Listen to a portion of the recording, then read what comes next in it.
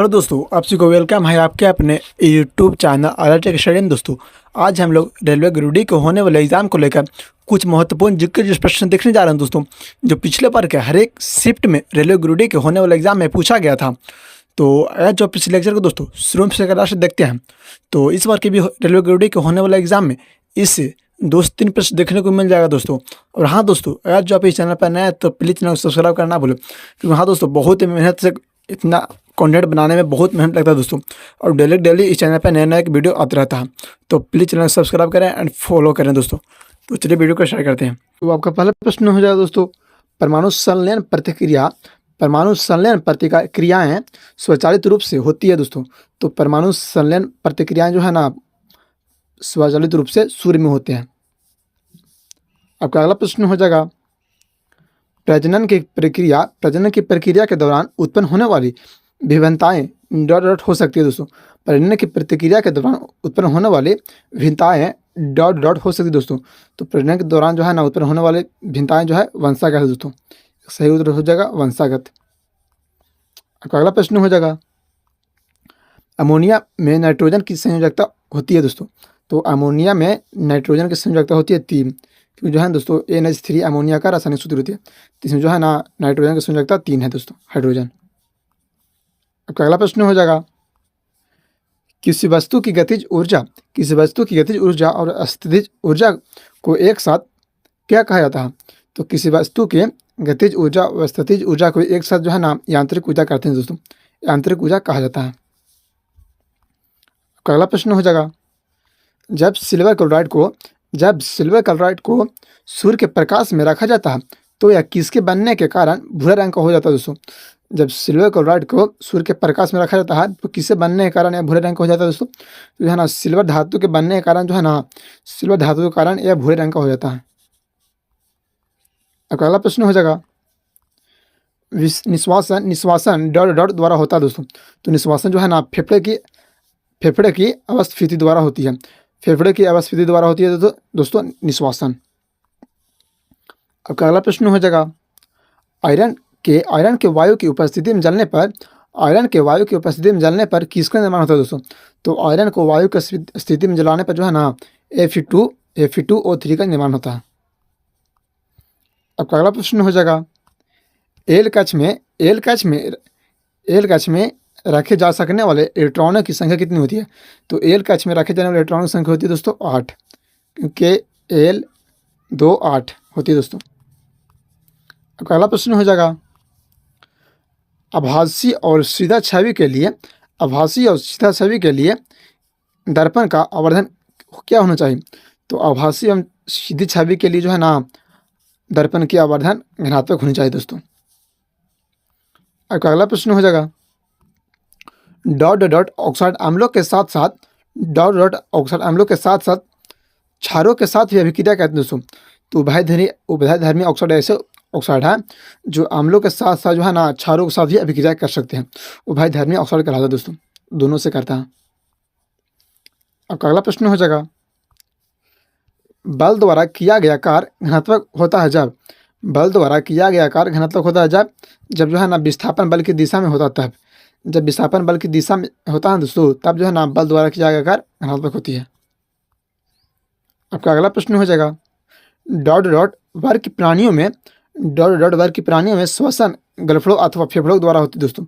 तो भाईचर एक ऐसा प्राणी दोस्तों जिसमें जो है ना श्वसन की क्रिया गलफड़ा एवं फेफड़ा के द्वारा होती है दोस्तों, दोनों के माध्यम से होती है भाईचर प्राणी में। आपका अगला प्रश्न हो जाएगा, समय की SI पत्ती की इकाई क्या है दोस्तों। समय की SI पत्ती की इकाई क्या है। तो kg मीटर पर सेकेंड जो है दोस्तों, kg मीटर पर सेकेंड समय की SI पत्ती का इकाई है दोस्तों। आपका अगला प्रश्न हो जाएगा, त्वरण ऋणात्मक होने पर किसी पिंड का वेग डॉट डॉट क्या होता है दोस्तों। तो त्वरण ऋणात्मक होने पर जो है ना किसी पिंड का वेग जो है ऑटोमेटिक घटेगा दोस्तों। आपका अगला प्रश्न हो जाएगा, मनुष्यों में निश्चित अंडा डॉट डॉट के स्तर में प्रत्यारोपित हो जाता है दोस्तों। मनुष्यों में निश्चित अंडा डॉट डॉट के स्तर में प्रत्यारोपित हो जाता है। तो गर्भाशय में जो है दोस्तों गर्भाशय में प्रत्यारोपित हो जाता है दोस्तों मनुष्यों द्वारा निश्चित अंडा। अब अगला प्रश्न हो जाएगा, जब जब कॉपर ऑक्साइड को हाइड्रोजन के साथ गर्म किया जाता है तो तांबा धातु और जल का निर्माण होता है। इस क्रिया के में हाइड्रोजन के साथ क्या होता है दोस्तों? जब कॉपर ऑक्साइड को हाइड्रोजन के साथ गर्म किया जाता है तो तांबा धातु और जल के निर्माण होता है। इस प्रतिक्रिया में हाइड्रोजन के साथ क्या होता है दोस्तों? तो इसमें जो है ना हाइड्रोजन के साथ में जो है ना दोस्तों ऑक्सीकरण की क्रिया होती है, क्योंकि यहाँ पर हाइड्रोजन की मात्रा में वृद्धि होती है दोस्तों। अब अगला प्रश्न हो जाएगा, उद्योपातन क्या है दोस्तों? तो उद्योपातन एक प्रकार क्या है दोस्तों? यह किसी ठोस के वाष्प में रूपांतरित होना ही उद्योपातन कहलाती है दोस्तों। किसी ठोस के वाष्प के रूप में जो है ना बदलना ही उद्योपातन कहलाती है दोस्तों। अब अगला प्रश्न हो जाएगा, डॉट डॉट को विद्युत परिपथ में समांतर जोड़ा जाता है। तो वोल्ट मीटर ऐसा तंत्र यंत्र है दोस्तों जो है ना विद्युत परिपथ में समांतर क्रम में जोड़ा जाता है दोस्तों। तो ए मीटर को जो है ना, ए मीटर को भी याद रखिएगा, ए मीटर को श्रेणी क्रम में जोड़ते हैं दोस्तों, ए मीटर को श्रेणी क्रम में। आपका अगला प्रश्न हो जाएगा, एल्काइन का रासायनिक सूत्र क्या है दोस्तों? तो एल्काइन का रासायनिक सूत्र क्या है दोस्तों? तो एल्काइन का रासायनिक सूत्र है CnH2n-2। सड़जो हड़जो घड़ी होता है दोस्तों, एल्कीन एल्कीन एल्काइन एल्काइन। आपका अगला प्रश्न हो जाएगा, गैल्वेनोकरण की प्रक्रिया में लोहे के ऊपर कौन सी धातु की परत चढ़ाई जाती है दोस्तों? गैल्वेनीकरण में लोहे के ऊपर कौन सी धातु की परत चढ़ाई जाती है? तो जिंक की परत चढ़ाई जाती है दोस्तों। गैल्वेनीकरण में जिंक की परत चढ़ाई जाती है लोहे के ऊपर। अगला प्रश्न हो जाएगा, कौन सा एक राइजोम का उदाहरण है दोस्तों? कौन सा एक राइजोम का उदाहरण है दोस्तों? तो अदरक जो है ना, अदरक जो है राइजोम का उदाहरण है दोस्तों, अदरक। अब अगला प्रश्न हो जाएगा, किसी तंत्रिका कोशिका के अक्षांशीय सिरे और दूसरी तंत्रिका कोशिका के ध्रुमाशय के बीच संधि को क्या कहते हैं? तो उसे कहते हैं दोस्तों सिनेप्स। सिनेप्स कहते हैं दोस्तों किसी तंत्रिका अक्षांशीय सिरे तथा ध्रुमाशय के बीच की संधि को सिनेप्स कहते हैं दोस्तों। अगला प्रश्न हो जाएगा, धातु के तार का प्रतिरोध होता है दोस्तों। धातु के तार का प्रतिरोध क्या होता है दोस्तों? तो इसकी लंबाई के समानुपात और अनुप्रस्थ काट के क्षेत्रफल के व्युत्क्रमानुपाती होती है दोस्तों। धातु तार के प्रतिरोध होती है इसकी लंबाई के समानुपाती तथा अनुप्रस्थ काट के क्षेत्रफल के व्युत्क्रमानुपाती होती है दोस्तों। अब अगला प्रश्न हो जाएगा, निम्न में से कौन सी यांत्रिक तरंग है दोस्तों? निम्न में से कौन सी जो है ना यांत्रिक तरंग है?